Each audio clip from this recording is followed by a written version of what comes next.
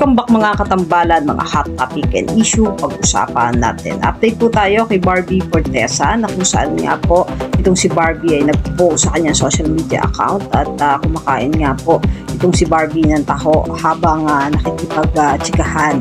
At isa pa nga po sa post itong si Barbie ay yung taping nila sa Kontrabida Academy na kung saan nga po i-share nitong si Barbie yung ilang mga kaganapan na ginagawa nga po nila doon sa taping ng Kontrabida Academy. At kasama nga po ni Barbie si Miss Eugene Domingo.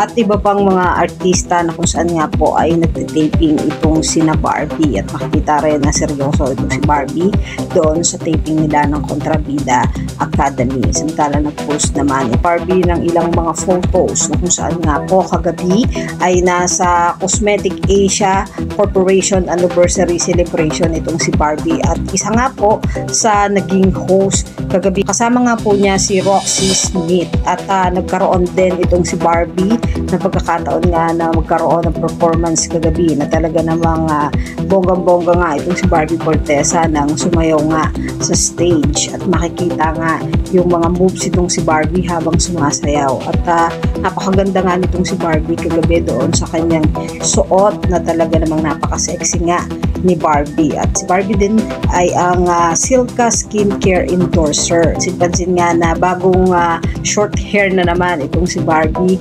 kagabi doon sa naganap na event anniversary ng Cosmetic Asia. Yan po yung mga update natin ngayon kay Barbie. Kayo mga katambalan, ano ang masasabi nyo? Comment lang sa comment section at pag-usapan natin.